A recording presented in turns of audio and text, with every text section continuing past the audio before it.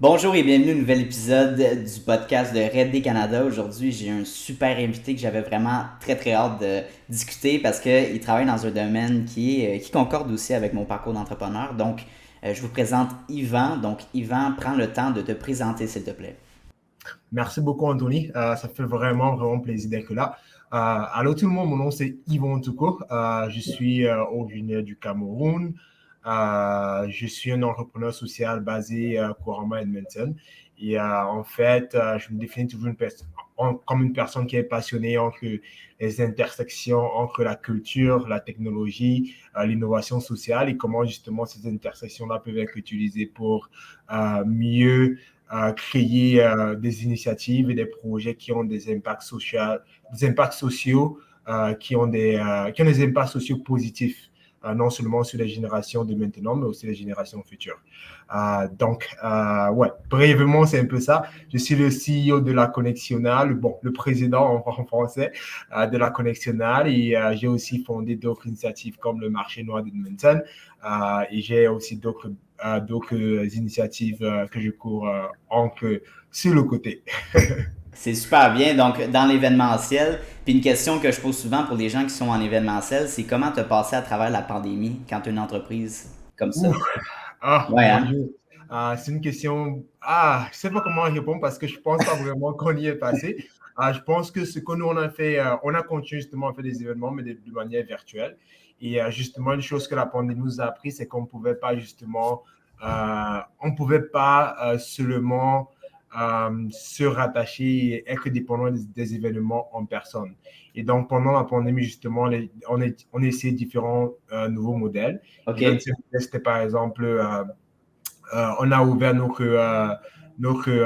comment on dit, notre boutique en ligne. Oui. On a commencé justement, on a créé une collection, une fashion collection ressemble à notre image de marque. On a aussi justement, on travaille justement en ce moment sur une application mobile qui va justement aussi nous permettre justement d'élargir notre plateforme, notre footprint, on espère à travers le Canada, à travers l'Alberta. Donc, on a innové et on a continué à trouver des manières intéressantes d'engager justement avec nos communautés. Instagram Live, une conférence, un sommet qui a apporté des business minds à travers le monde. Et vraiment, on a continué à faire des choses, mais ça n'a pas été facile. Ouais, ça n'a pas été facile. Non, c'est clair. Puis ça fait combien de temps que vous êtes, ben, dans le fond, en affaires? Puis aussi, votre équipe contient combien de personnes? Oui, pour nous, ça fait à peu près, officieusement, on a ouvert la connexion, un collectif qui existe depuis 2017, mais OK. on est vraiment en opération là depuis 2019, un peu plus Wow. sérieusement. Notre équipe en ce moment, c'est une équipe de à peu près, je dirais, 7 personnes, mais il faudrait dire qu'on n'est plus une équipe à temps plein. Et aussi, on a une équipe, je dirais même à temps casuel, à temps casuel parce que Ouais, à temps partiel, ouais. avec la pandémie aussi, la chose qui est arrivée, c'est que euh, vraiment, justement, la santé mentale, la santé était importante. Et donc, on a vu des gens qui sont un peu plus retirés, qui n'ont pas autant de temps parce que ça a mis en exergue, comment dire, quelques des difficultés qu'on avait comme entreprise pour justement gérer nos finances et créer du revenu pour les gens qui font partie de notre équipe. Wow, ouais, c'est intéressant. Puis, tu sais, si on revient à toute l'expérience qu'on a vécue en pandémie, moi, personnellement, j'avais une compagnie d'impression aussi. Puis, évidemment, l'impression, ça va en jeu avec l'événementiel, tout ce qui est t-shirt événementiel, avec le logo et tout ça, ben, il y avait moins de demandes. Donc, c'est fou comment ça affecte plusieurs domaines alentours, tu sais, juste d'avoir des connexions humaines physiquement. Puis, dans l'événementiel, moi, ce que j'aimais le plus, c'était des activités de réseautage. T'sais, avant la pandémie, puis là, ça recommence tranquillement. J'en avais fait quelques-uns, là. Mais avant la pandémie, ça roulait super bien. Puis là, ben, pendant la pandémie, je sais qu'il y a du monde qui se sont ajoutés, qui ont fait des événements de réseautage, des genres de webinaires en ligne, mais c'est pas la même chose. C'est plus difficile de connecter, je trouve, avec les gens. Je sais pas si tu as vécu ça aussi pour tes événements en ligne. Oui, nous, avant la pandémie, justement, on n'avait pas fait beaucoup d'événements de réseautage. On faisait Ouais, beaucoup d'événements sociaux, des workshops et tout. Mais exact. justement, après la pandémie, on a commencé à faire des événements de réseautage et puis vraiment, les gens en raffolent. Et je pense que c'est sûr que, bon, avec nos événements que l'on avait, on pouvait vraiment plus les faire en personne. Encore en ligne, c'est pas pareil du tout. Donc, on essaie vraiment d'adopter des formats virtuels et des formats hybrides où, par exemple, on avait des artistes qui performaient en personne, qui faisaient des performances en personne, mais le public devait être, par exemple, en ligne, par exemple. C'est sûr que avec les choses qui s'ouvrent encore, qui se rouvrent, ça rend les choses un peu plus faciles de tester de nouveaux modèles, mais encore, c'est vraiment, on garde toujours, la COVID n'est pas encore terminée, donc on garde toujours l'idée sur le fait qu'il faut qu'on couvre des différentes manières d'engager nos communautés, de pouvoir les garder engagées. Et une des choses qu'on a essayé, comme justement d'innover avec, c'était d'investir dans des outils, comment dire, OK. des outils de jeux vidéo, bon, pas des outils de jeux vidéo, mais des outils qui permettent de briser la glace et si vous n'êtes pas Ah, en personne. Donc, c'est vrai, on a des webinaires, on avait des événements en ligne, mais il fallait trouver vraiment des manières interactives d'engager le monde. Il n'y a pas forcément beaucoup d'outils intéressants. On a vraiment fait des recherches sur des outils intéressants qui apportent cette dimension d'interaction digitale, mais c'est pas la même chose, mais bon, on essaie on travaille avec ce que l'on a. il faut s'adapter. Puis peut-être pour les auditeurs, est-ce que tu pourrais énumérer les gens qui sont en événementiel? C'est quoi les outils que tu as utilisés pour améliorer un peu l'expérience? Absolument. En ce moment, on utilise un outil qui s'appelle Eventy. Eventy, c'est une plateforme en ligne qui te permet justement de faire des événements hybrides, virtuels et aussi complètement en personne. Et donc, Oh. cette plateforme-là ils ont une composante intéressante qui est composante de networking.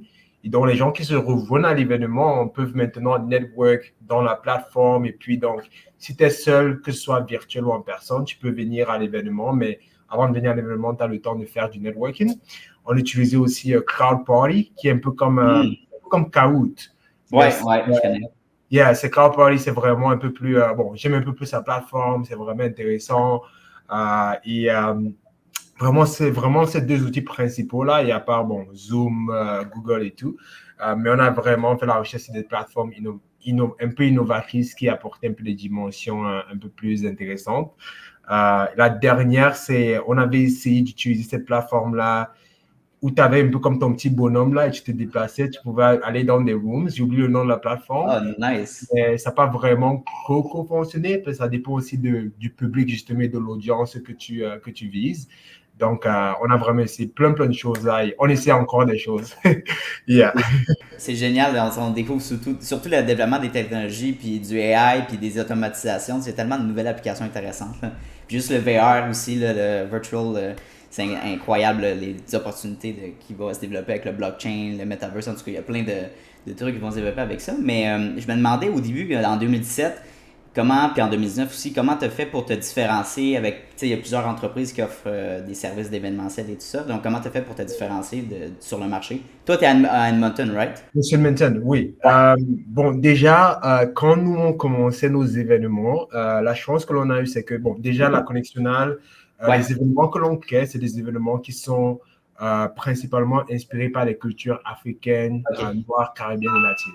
Donc, déjà, avec ça, on se différencie un peu parce que Edmonton, par exemple, il y a pas beaucoup d'événements qui, justement, s'inspirent de ces cultures-là. Donc, déjà, à ce niveau-là, on se différencie déjà, même quand on commençait. Donc, l'audience principale, entre guillemets, que l'on recherchait au début, Ouais. c'était déjà une audience qui n'était pas déjà beaucoup desservie. Donc, déjà, ça nous a différencié. En ce moment, justement, bon, l'idée, c'est toujours, nos événements, c'est vraiment, on, on, on veut tout le monde, en fait, dans nos événements. Et donc, là, vraiment, l'idée maintenant, au fur et à mesure que on grandit, on essaie vraiment aussi de créer encore plus d'événements où on peut avoir encore plus de communautés diverses. Donc, on fait beaucoup de collaborations avec des communautés, que ce soit des communautés sud-asiatiques, d'autres communautés, et on essaie vraiment d'apporter les gens dans des environnements où ils peuvent, comment dire, avoir une expérience authentique de différentes cultures. Right. Euh, une autre chose avec laquelle on se différencie, c'est la manière dont on fait nos événements. Je suis aussi un instructeur de danse, donc la danse est aussi Cool. quelque chose que je fais vraiment beaucoup et c'est quelque chose Wow. qui rassemble le monde. Et donc, dans Hmm. nos événements, on a presque toujours des éléments de tutoriels, de workshops, de mini-workshops où on va montrer les gens comment danser sur la musique salsa, la musique congolaise ou bien même la musique camerounaise. Et donc, il y a tout cet élément d'interactivité là où on essaie justement encore que d'ouvrir un peu les gens sur une culture différente à travers la danse, le mouvement et la musique. Et donc, c'est encore une autre chose qui nous différencie parce que beaucoup de personnes ne font pas ça. Et donc, il y a la danse, les mini-workshops. Il y a bon, c'est quoi le type d'événement que l'on crée à travers la musique et Ouais. l'influence que l'on crée. Et je pense que la troisième chose pour nous, c'est vraiment le marketing, la manière dont on Hmm. fait nos promotions. Euh, je pense que, bon, quand je regarde d'autres, justement encore d'autres entreprises peut-être basées à Edmonton, la manière dont on fait la promotion de nos événements, c'est un peu plus différent. Donc, on Ah oui? utilise beaucoup, comment dire, on va dire beaucoup de visuels, Ouais. beaucoup de vibes, des sourires, des photos, mais aussi justement des manières innovatives d'utiliser Instagram, TikTok et la manière que l'on fait cette promotion-là. Et aussi même la qualité aussi souvent de nos sites web ou bien de nos landing pages. Donc, on essaie vraiment d'utiliser tout ça Wow. pour se différencier de la compétition, mais aussi, pas seulement se différencier, mais aussi de montrer la qualité et l'effort que l'on met dans nos événements à chaque fois. Ça, c'est intéressant. Quand tu parles du marketing numérique, je veux dire aussi, c'est un excellent plus-value parce qu'il y a beaucoup, beaucoup d'entreprises événementielles qui sont peut-être de plus grand niveau, mais qui ne touchent pas aux réseaux sociaux ou qui ont une présence presque pas, qui n'utilisent pas l'avantage des réseaux sociaux. Puis le fait que tu me dises que tu es sur TikTok, c'est un gros avantage pour vous. C'est la plateforme du moment, justement, pour des entreprises de services très, très visuelles. Comme la tienne, donc c'est vraiment génial. C'est justement là que je me suis fait connaître au niveau de mon podcast. Donc, tu sais, c'est tellement une belle plateforme, puis une belle communauté, donc tellement une bonne stratégie. Ou tu te parlais aussi des landing pages pour Google Ads. C'est toutes des belles stratégies que là, c'est sûr que ça va te faire propulser. Je verrais même pas pourquoi, c'est incroyable. Tu vois sûrement un bon retour sur investissement aussi. Ça fait-tu longtemps que tu es dans la game des réseaux sociaux pour l'entreprise? Oui, je dirais oui, mais honnêtement, souvent c'est difficile à gérer parce que c'est Ouais. beaucoup de travail, surtout que encore parce que là on n'est pas encore à temps plein pour la connexionale, donc Ok. c'est beaucoup à gérer. Donc c'est sûr que j'ai Ah. utilisé beaucoup en ce moment j'essaie d'utiliser beaucoup de systèmes justement d'automation avec Oui. souvent les postings automatiques et tout. Mais Yes. vraiment là au niveau d'Instagram, Facebook, c'est des plateformes que je maîtrise quand même assez. Je pense Mhm. que j'ai encore beaucoup de choses à apprendre sur ces plateformes. TikTok, justement, on est vraiment encore en train d'apprendre c'est quoi notre flow Ouais. sur TikTok et c'est quoi, comment faire nos ads et tout. Pareil sur LinkedIn, j'adore LinkedIn. Hmm. Souvent, c'est juste le temps de l'utiliser. Mais vraiment, là, cette année, c'est un objectif pour moi de vraiment comme maximiser le potentiel de LinkedIn parce que c'est vraiment huge. Ah Euh, ouais. Ouais. Surtout pour les professionnels et surtout pour ce que l'on offre en fait. Donc, honnêtement, les réseaux sociaux, justement aussi, vu qu'on est une petite entreprise, on n'a pas beaucoup de fonds pour des ads, des gros ads. Donc, on n'a pas le choix en ce moment d'utiliser les réseaux sociaux parce que c'est le seul moyen de faire un peu de la promotion gratuite, si on veut dire. Tu vois, Ah oui. comparé à des entreprises qui sont un peu plus grandes où ils vont souvent avoir du budget pour des billboards ou bien des choses gigantesques. Nous, on n'a pas ça du tout. Donc, c'est sûr que c'est un avantage. Et puis, espérons que quand on devient autant grand, parce qu'on a quand même déjà maîtrisé les réseaux sociaux, on peut maintenant utiliser les billboards à combinaison avec les réseaux sociaux. Donc, c'est un avantage de ne pas avoir aussi de l'argent des fois. Donc, parce que tu dois trouver des moyens à moins cher de le faire. Donc, C'est clair. Mais je pense que les réseaux sociaux, c'est la plateforme qui va te donner le plus de retour sur ton argent que tu as mis. Si tu compares un billboard, des journaux, des affiches, c'est pas comparable aujourd'hui. Donc, autant mettre beaucoup plus d'argent là-dedans. Puis surtout, de mettre l'attention. Tu n'es pas obligé de mettre de l'argent dans les ads tout de suite. C'est juste de prendre possession des applications comme TikTok et LinkedIn qui sont super organiques, que tu vas aller chercher du reach, tu vas aller toucher des gens que tu n'aurais jamais pensé. Donc, je veux dire, ouais, moi, en tout cas, moi, personnellement, je mets beaucoup plus d'attention sur TikTok et Instagram. Facebook, j'ai laissé de côté pas mal parce que je sais qu'il y a beaucoup plus de traction avec les Reels aussi. Là. Donc, tu sais, c'est toutes des stratégies de même là, intéressantes.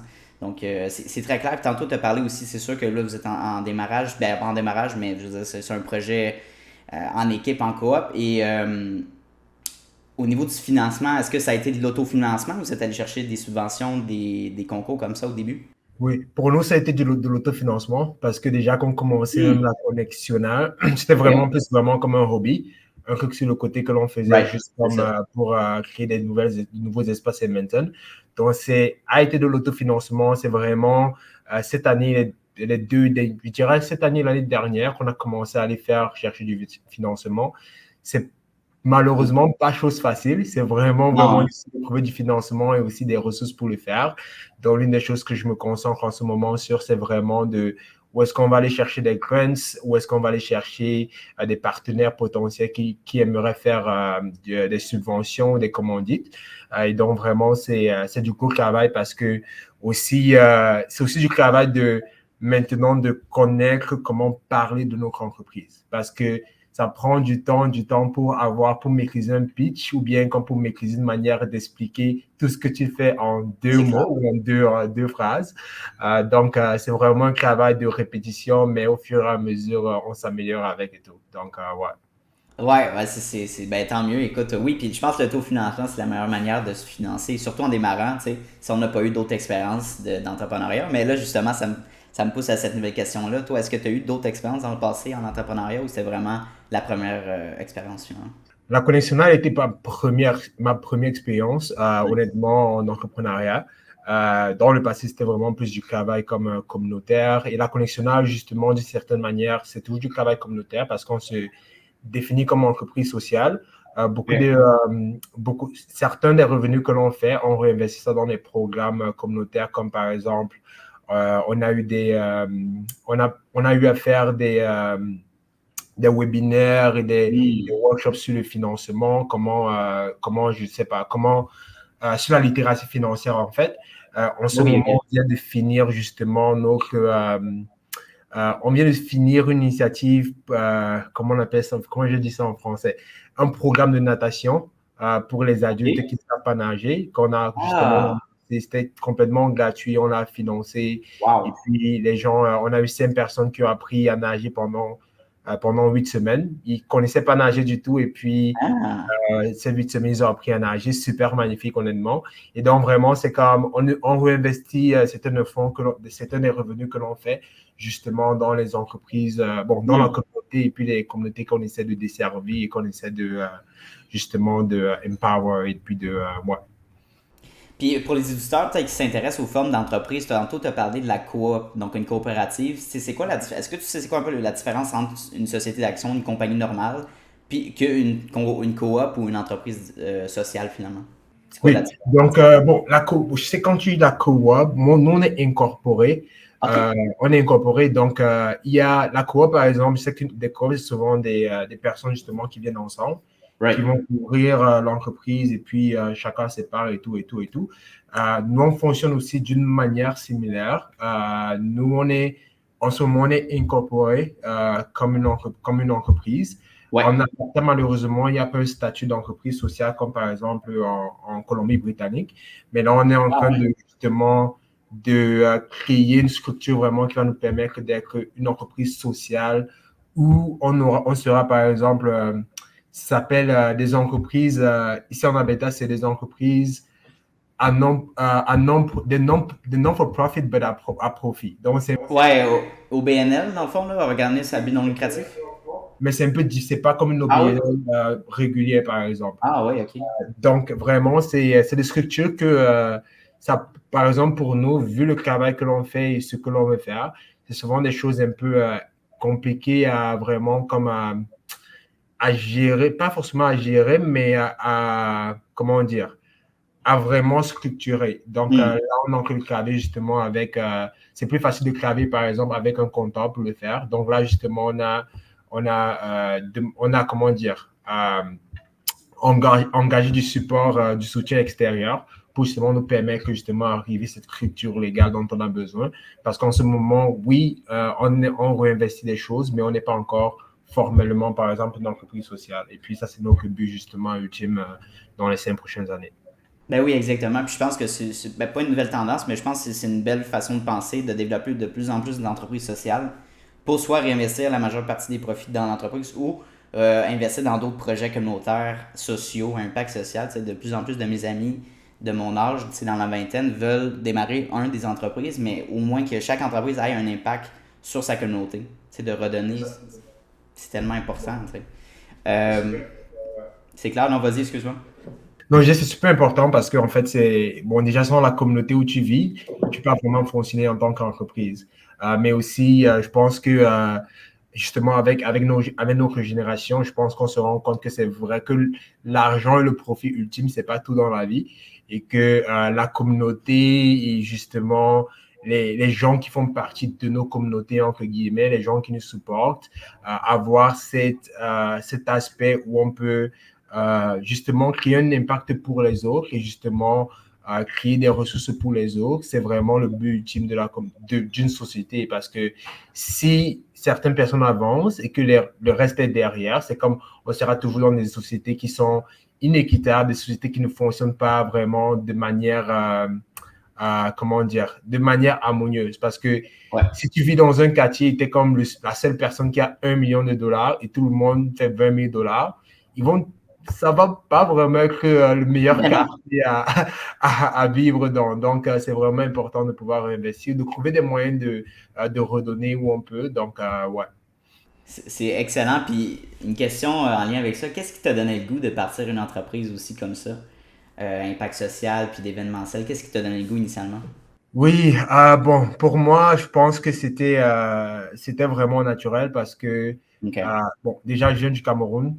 J'ai Ouais. déménagé, je suis arrivé en Alberta, j'avais à peu près 16 ans. Hmm. Donc, l'une des choses qui était, bon, déjà, le choc culturel était super, super gros. Donc, non seulement j'arrive comme jeune personne, j'ai pas vraiment d'amis, j'ai pas vraiment de communauté, j'ai pas vraiment de repères, en fait. Et donc, quand la connexionale se crée, l'idée derrière la connexionale, c'est vraiment de pouvoir euh, créer des ressources où si un prochain event qui s'en vient en Alberta ou à Edmonton, ils vont pouvoir au moins trouver une communauté où ils peuvent au moins commencer à se sentir à la maison.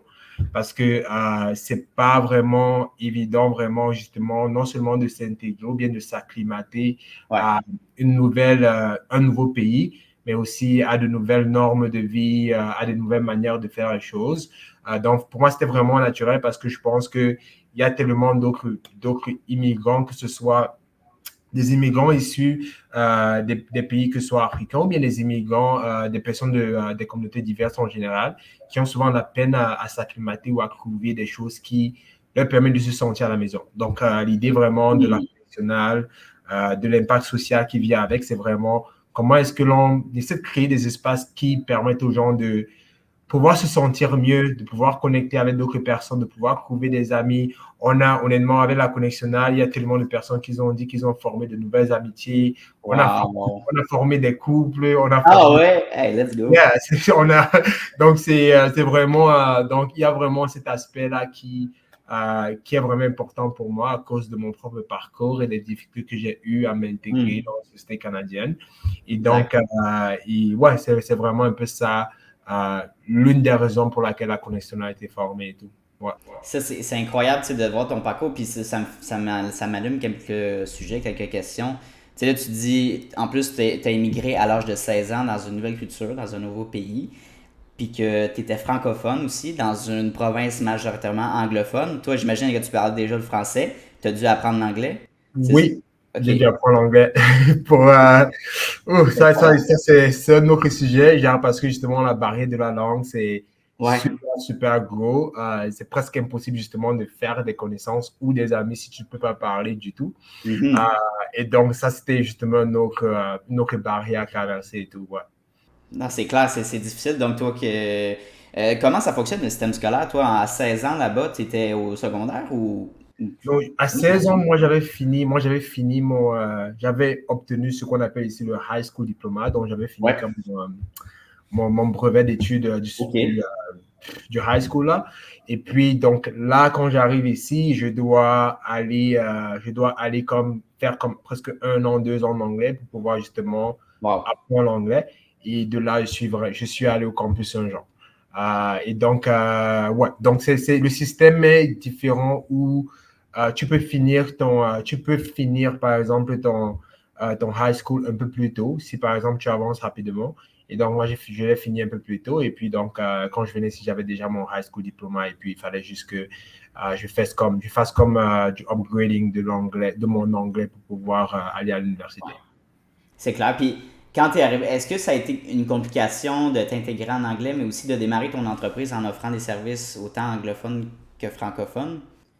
Donc, ça a été, bon, c'est sûr au niveau de l'anglais, ça a été super compliqué parce que justement au départ, quand j'arrivais, ils voulaient me remettre ils voulaient me remettre au secondaire alors que j'avais Ah déjà, ouais.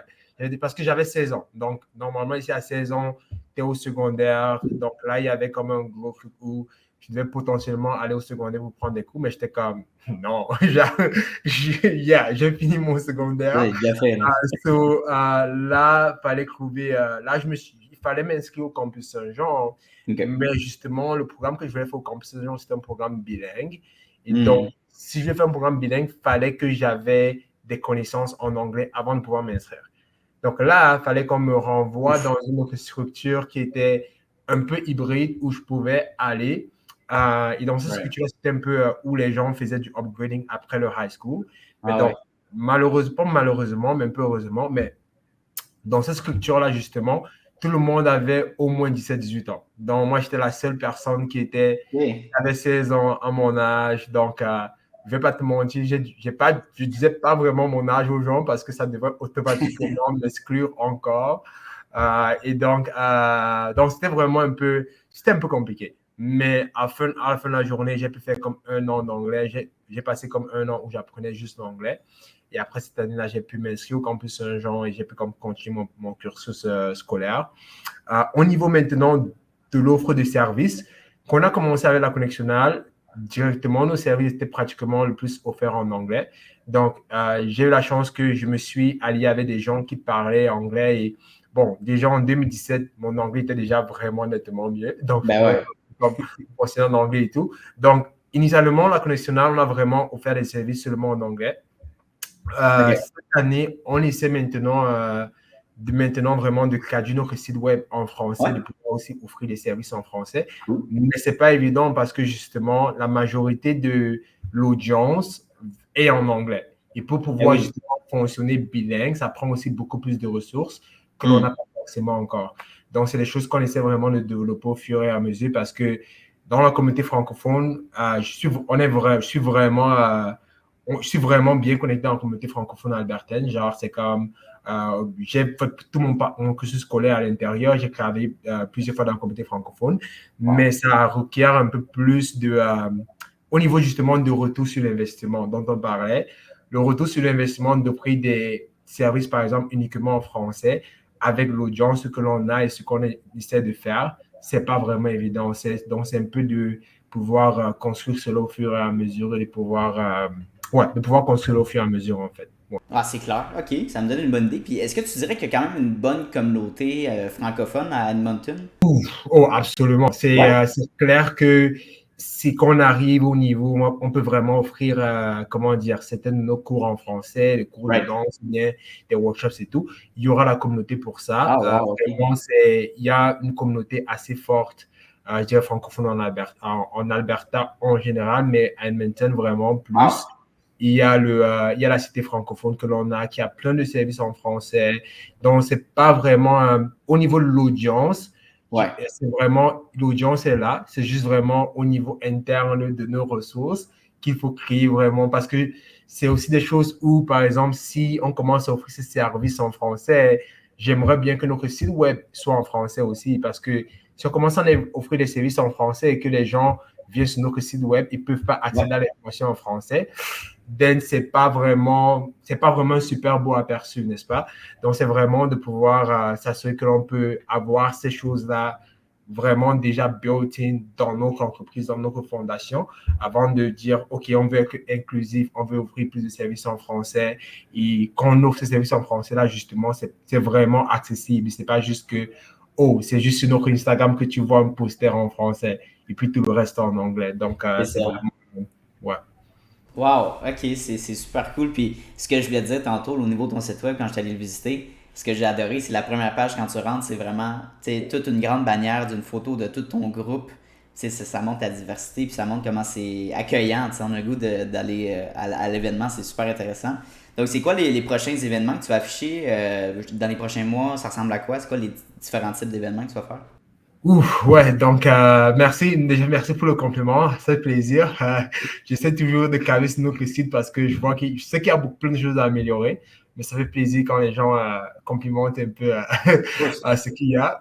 Donc à ce niveau, en ce moment, on a plein d'événements qui sont planifiés pour le reste de l'année. On a par exemple un événement de Kizomba. Kizomba, c'est une danse angolaise. Dans un événement de Kizomba, on va apporter des gens, on aura des tutoriels de danse. On a des événements de réseautage à tous les mois qui vont s'en venir. Ce vendredi même, on a par exemple, un Afro Latin Live Music Show. On a une performance live, mais qui va se focaliser sur les styles de musique afro-latin et tout. On a aussi un événement, on a vraiment des parties, on a des événements sociaux, on planifie un événement de couleurs, un festival de couleurs avec d'autres groupes ici à Edmonton où on aura comme un événement dans le parc et puis il y aura plein de couleurs, un peu comme, si tu connais Holi, le festival de couleurs. Ah oui, ok, oui. Oui, donc on va faire un événement similaire à ça. Et puis, le gros événement qui s'en vient pour nous, on a, je ne sais pas si tu as déjà entendu parler du West Edmonton Water Park. Il y a un gros, comment dire, c'est le Indoor Water Park, le parc d'eau. Oui, le plus gros au Canada, hein, ça se peut-tu? Oui, il est Ah, le c'est plus gros au ça. Canada. Oui, oui. Ouais, c'est le parc le plus gros au Canada. Donc là, euh, en, Wow. en hiver, le 29 août, le 29 octobre, on aura un événement à l'intérieur de ce parc-là.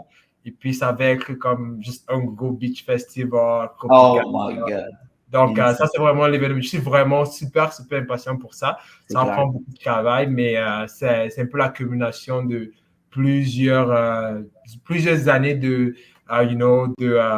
créer des événements et de créer des communautés, de vraiment de connaître c'est quoi notre audience aime, mais aussi vraiment d'élargir justement la portée de la connectionnale et vraiment ce qu'on peut faire vraiment au Canada et tout.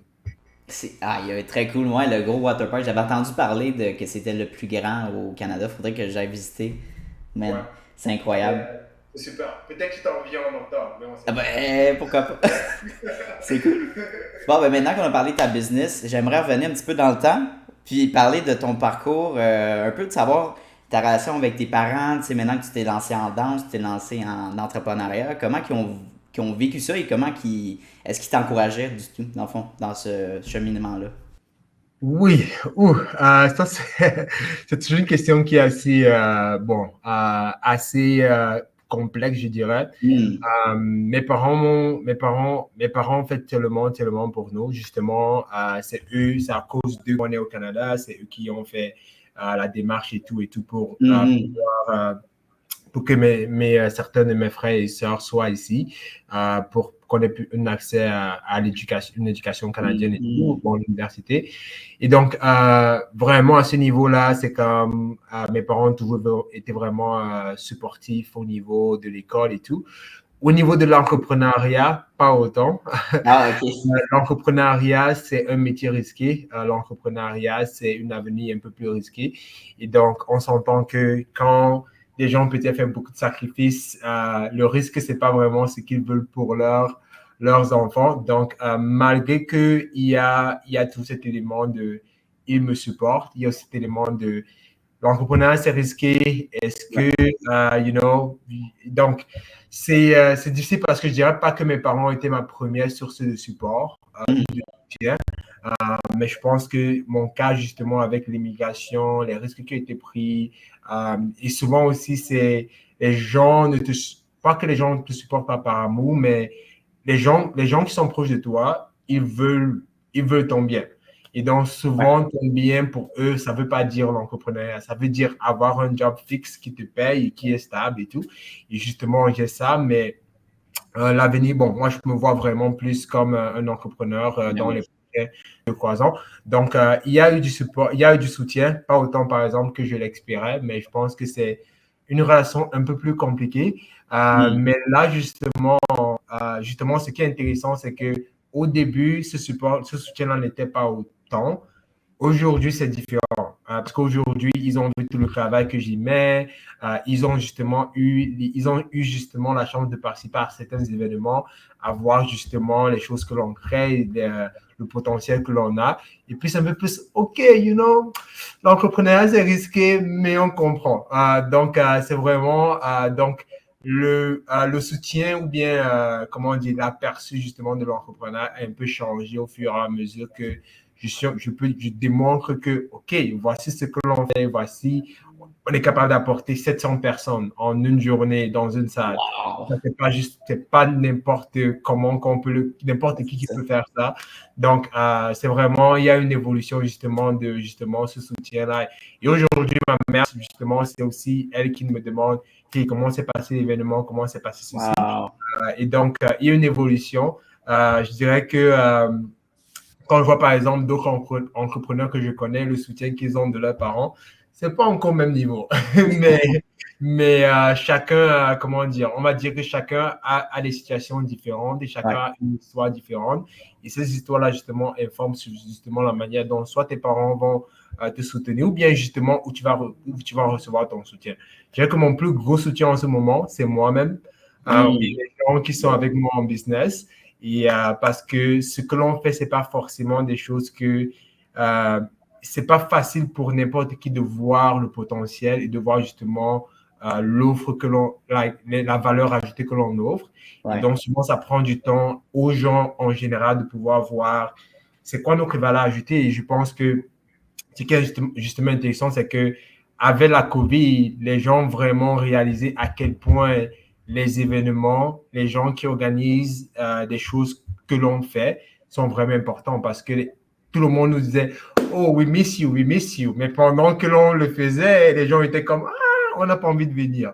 Donc, c'est intéressant de voir comment les événements malheureux ou bien des trucs malheureux comme le COVID qui nous ont vraiment affectés comme entreprise, mais en Hmm. même temps viennent et puis viennent changer la perception des gens par rapport à ce que l'on fait et leur démontrent aussi que ce que l'on fait justement c'est important pour eux, c'est important pour leur vie à Edmonton, la manière dont ils interagissent avec les communautés Edmonton. Donc, ouais. C'est tellement bien dit, puis j'ai aimé ça quand tu as dit, tu sais, il faut s'entourer des bonnes personnes. Ben, c'est exactement ça, tu sais, si on a une famille ou des gens dans notre famille qui nous encouragent plus ou moins ou qui sont neutres avec notre projet, ben c'est OK, ben qu'est-ce que je fais avec ça? Ben c'est d'aller voir des amis, des collègues possibles, voir peut-être des partenaires, des gens qui sont en business, qui veulent t'aider dans ton projet, que ce soit juste financier ou de l'aide en temps. C'est génial. Tu sais, juste le fait de discuter avec eux, ça va créer des idées, créer des opportunités. D'aller prendre un café ensemble, là, c'est niaiseux, mais des fois, tu peux tellement développer des stratégies de fou. Là. Mon Dieu, je suis tellement d'accord avec ça. Et puis, justement, surtout cette année, ces 2 dernières années, j'ai pu connecter avec d'autres personnes dans l'événementiel qui font des choses un peu similaires à ce que l'on fait, mais vraiment toujours uniques à eux. Et chaque fois que l'on prend un café, chaque fois que l'on se rencontre, de nouvelles idées se développent, une nouvelle motivation vient parce que, honnêtement, il y a tellement de choses qui se passent à tous les jours qui vont te dire juste de give up, qui vont te dire de laisser tomber les bras. Mais chaque fois que je rencontre ces personnes qui ont les mêmes situations, des situations similaires à moi, des défis pareils que moi, on est capable justement de s'encourager, de continuer à se pousser.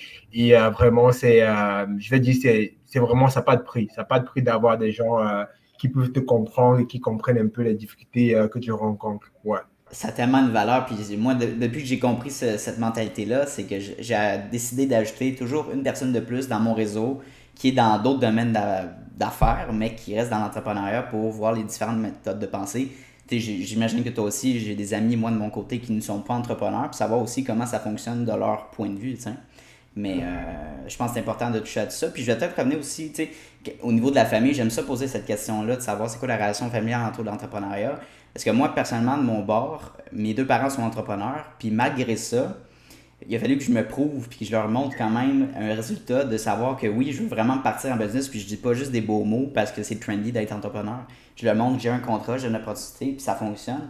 Puis même en ce moment, ils m'encouragent quand même à finir mes études à l'université et d'aller chercher une job stable malgré mon désir d'entrepreneuriat, que ça fait maintenant 4 ans que je suis en développement. Tu sais, c'est fou comment, tu sais, oui, on est encouragé, mais on est encore plus encouragé à trouver quelque chose de sécuritaire puis de stable.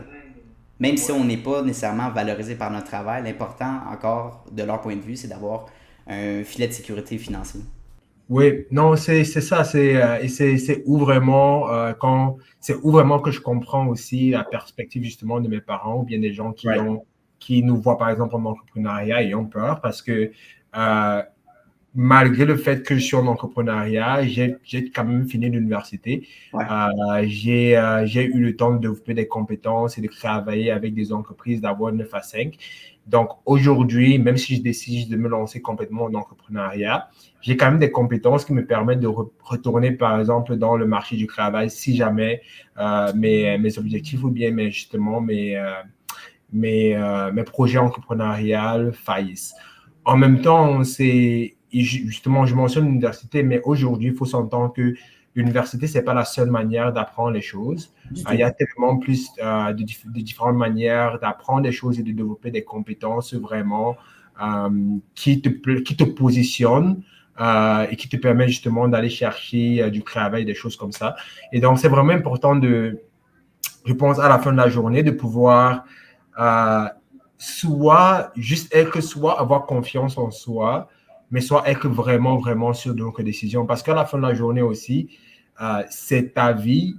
Si tu n'écoutes pas ou bien si tu t'écoutes pas, notre vie est limitée. Donc, il faut aussi prendre des décisions souvent par rapport à voici ma passion, voici, ou Hmm. bien de planifier même les choses. Si il y a comme cette peur de se plonger dans l'entrepreneuriat, c'est de Ouais. s'asseoir et de faire un plan financier, de dire, OK, voici j'ai besoin de ce montant d'argent pour pouvoir suivre pour les 6 prochains mois. Je me donne la chance de m'y lancer ou bien de ne pas y lancer, mais c'est important de pouvoir aussi écouter les autres perspectives des personnes Hmm. et pas forcément de les internaliser, mais d'essayer de jumeler ça avec ce que l'on veut et les objectifs que l'on veut atteindre parce que à 100%, mes expériences, les expériences que j'ai en ce moment et que je vais continuer à avoir, comme par exemple employé, m'ont vraiment, vraiment aidé, même que ce soit au niveau de pouvoir du people management, parce que j'ai pu avoir des postes de superviseur. Donc, il y a tellement de compétences que tu as acquis au fur et à mesure que tu travailles pour quelqu'un ou bien pour d'autres personnes.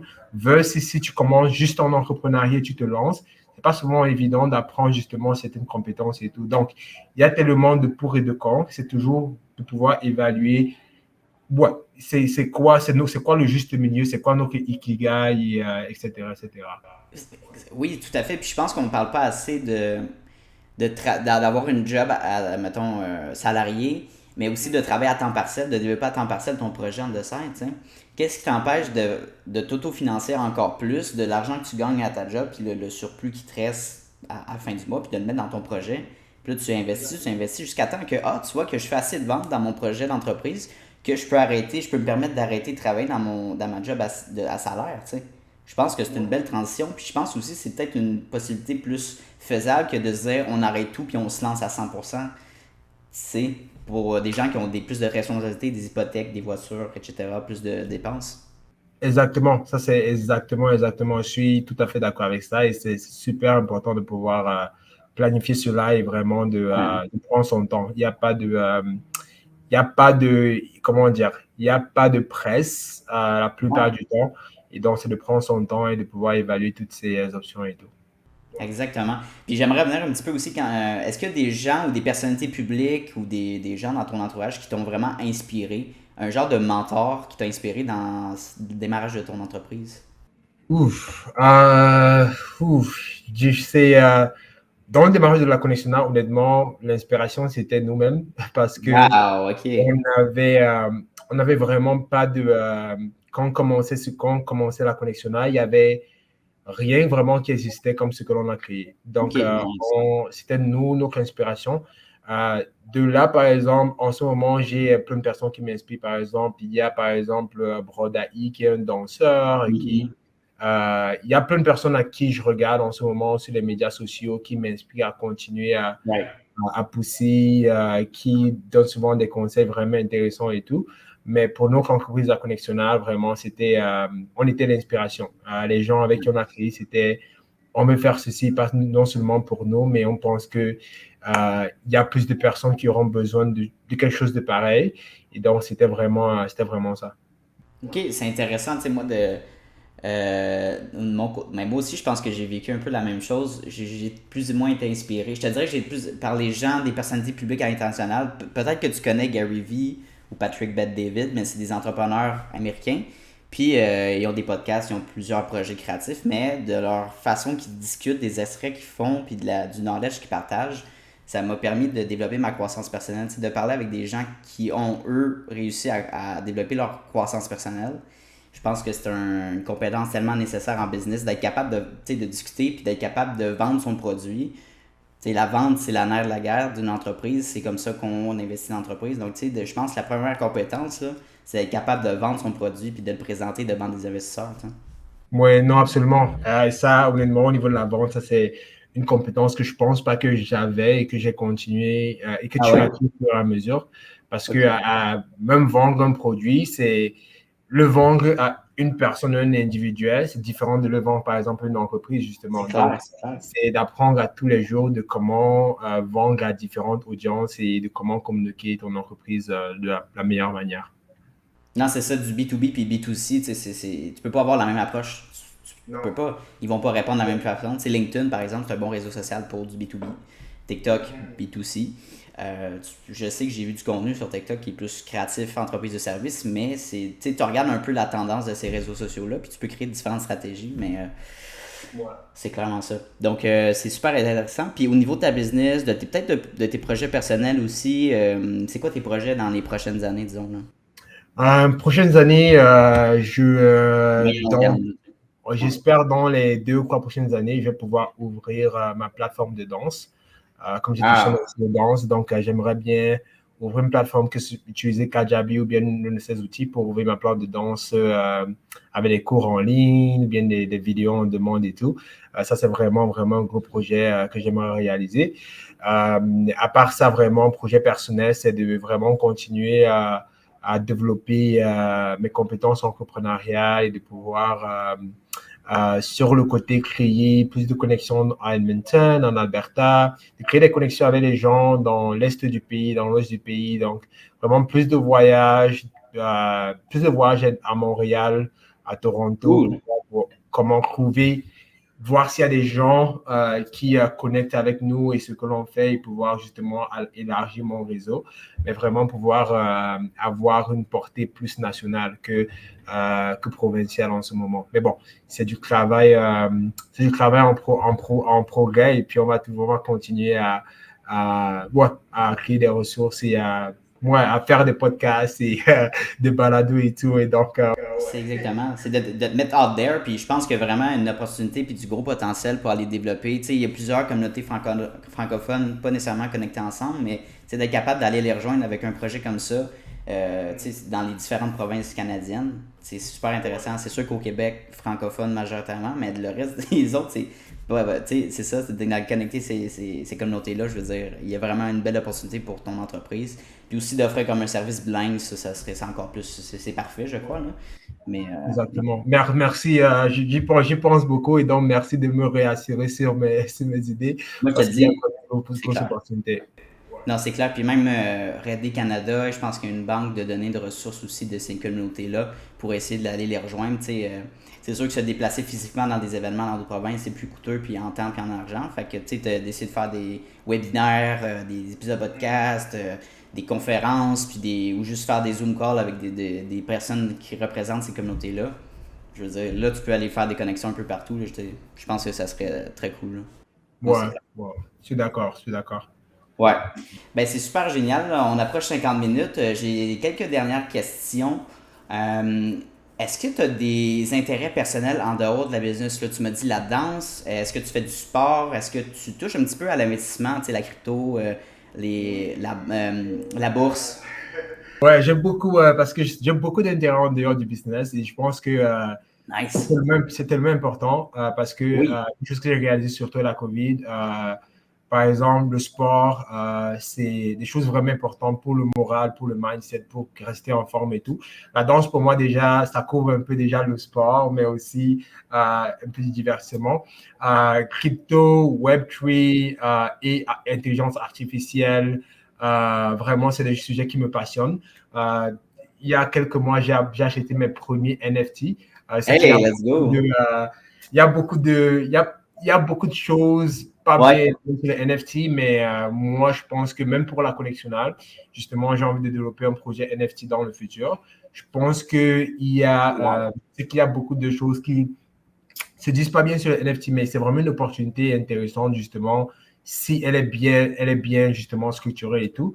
Au niveau de l'investissement, moi, j'ai un compte ouais, d'investissement, donc je fais pas du trading à temps plein, là. Moi, j'essaie juste d'acheter des compagnies et puis je les laisse dans mon truc. ouais. Au moment, mon portfolio a tellement baissé, bien sûr, à cause du marché. Ah, en ce moment, on se fait péter, là. Ouais, ouais. C'est vraiment des choses qui me passionnent parce que aussi ça me permet encore de développer d'autres compétences et d'autres Oui. vues d'ensemble sur justement le monde du business et tout.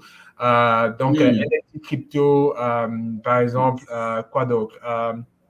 Le ski, Ouais, j'adore ok. skier. J'ai appris à skier quand la COVID, le premier hiver quand la COVID a commencé. C'était vraiment la meilleure chose que j'ai faite pour ma personne, Ah, let's surtout go. en Alberta, parce que ça te permet justement de juste apprécier l'hiver. Parce que moi, j'ai jamais apprécié l'hiver. Donc, ça m'a permis d'apprécier l'hiver. Nice. Donc, le ski, la nature, vraiment hiking, de pouvoir faire des recueils en nature, de pouvoir me déconnecter. Donc vraiment, il y a aussi plein de choses qui ont l'air souvent justement le mindfulness, vraiment, comment dire, Wow. méditation, vraiment des choses qui permettent euh, comment dire, mieux développer mon mindset et mon esprit en tant qu'humain, mais aussi en tant que justement entrepreneur, parce que c'est vraiment important de pouvoir fonctionner à ton niveau le plus optimal, surtout quand tu vas gérer des personnes, surtout quand tu auras plein de choses qui vont arriver à tout moment, surtout quand tu es en entrepreneuriat à temps partiel et que tu as aussi un autre travail. Donc, vraiment, plein d'intérêts sur des choses différentes qui me permettent justement de déconnecter, de reconnecter avec la nature, mais aussi de mener une vie un peu plus saine.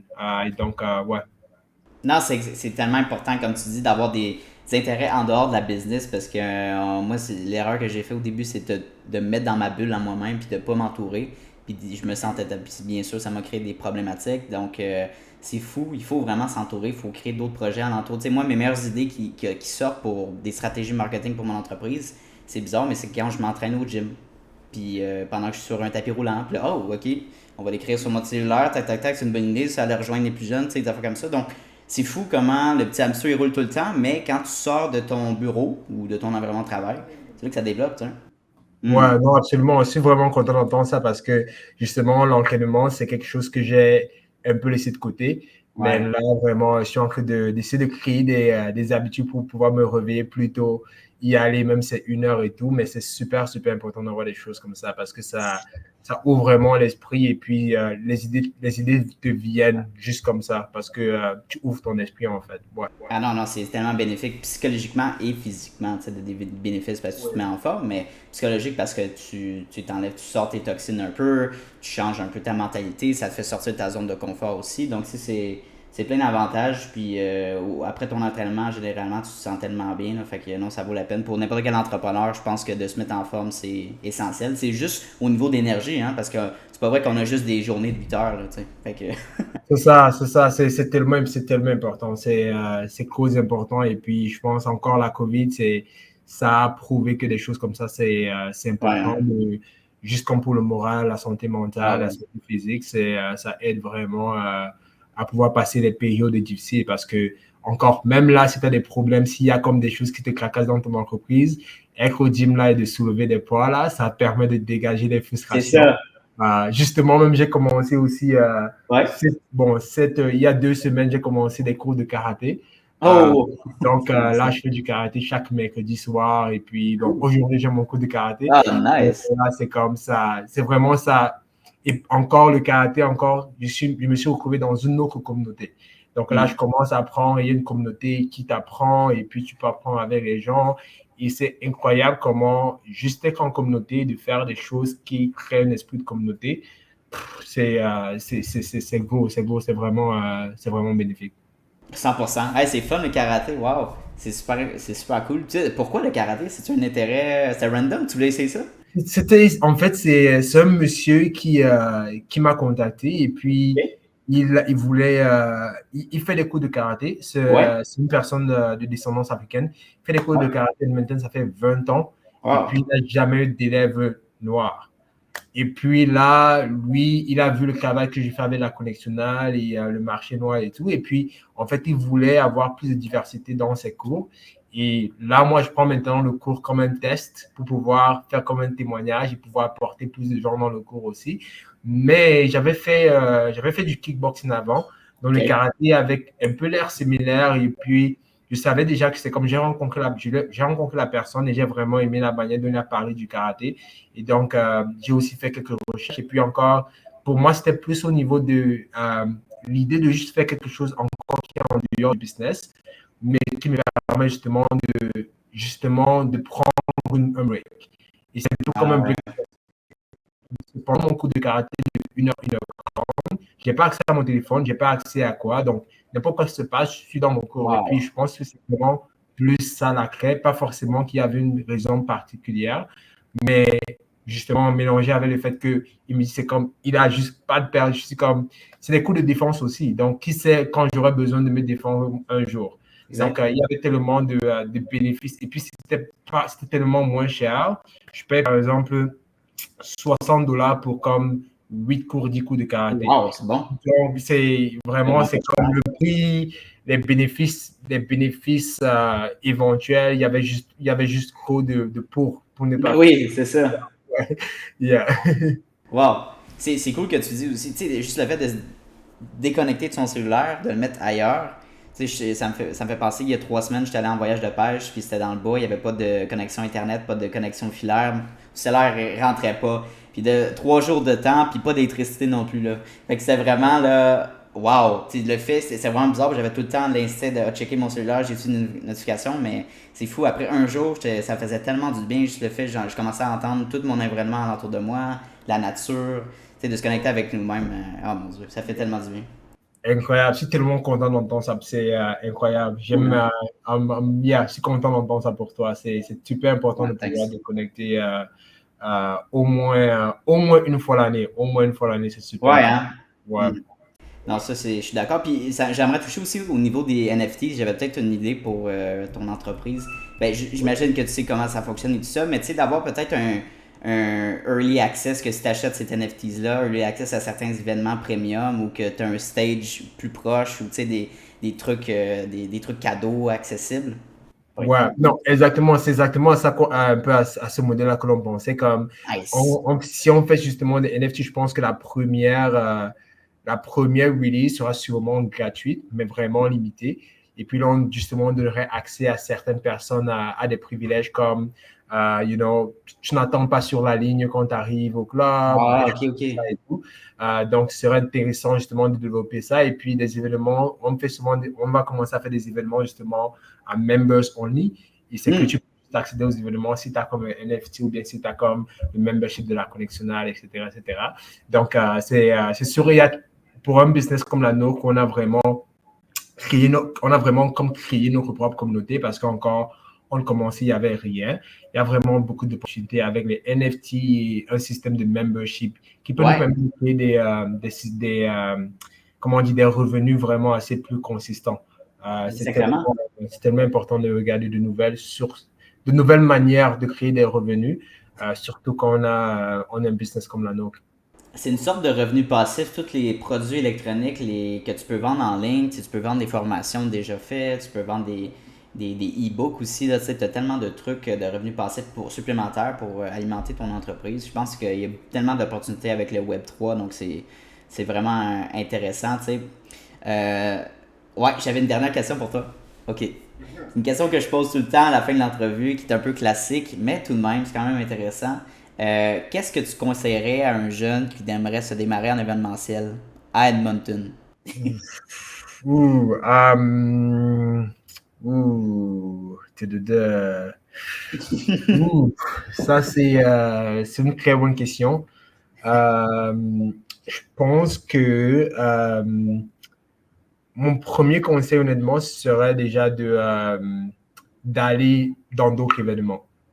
De OK. ne pas se lancer en événementiel sans aller dans d'autres événements, des événements similaires que cette personne veut créer. Premier conseil, va dans d'autres événements. Deuxième conseil, connecte avec les personnes qui organisent ces événements-là. Hmm. Troisième conseil, demande-les s'ils peuvent être ton mentor.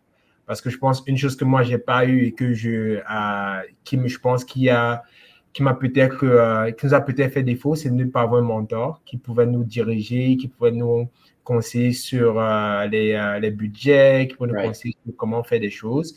C'est de vraiment commencer à aller dans ces événements-là, créer des connexions.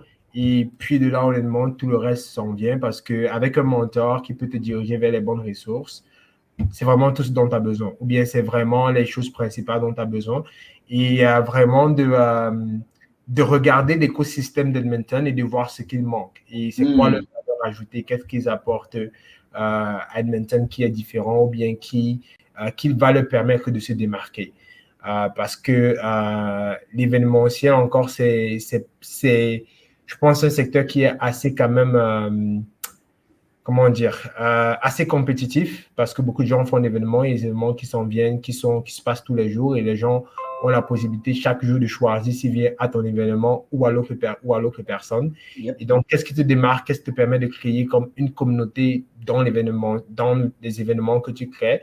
Et s'il n'y a rien qui te démarque, comment est-ce que tu vas te démarquer? C'est quoi ton plan de stratégie pour te démarquer? Parce qu'encore, TikTok, les médias sociaux, je pense qu'ils ne sont pas encore. Je n'ai pas encore vu une compagnie événementielle maintenant qui utilise ce réseau-là à plein potentiel. Et donc, si c'est comme ça que tu vas te démarquer, OK, vas-y. Mais c'est vraiment de vraiment analyser le terrain et puis de prendre son temps parce qu'il y a tellement de choses que tu peux apprendre des compétiteurs. Les compétiteurs, ce n'est pas l'ennemi. Tes compétiteurs ne sont pas l'ennemi. Tes compétiteurs, en fait, c'est eux qui te permettent de prouver c'est quoi ta voix, en fait. Donc, ouais.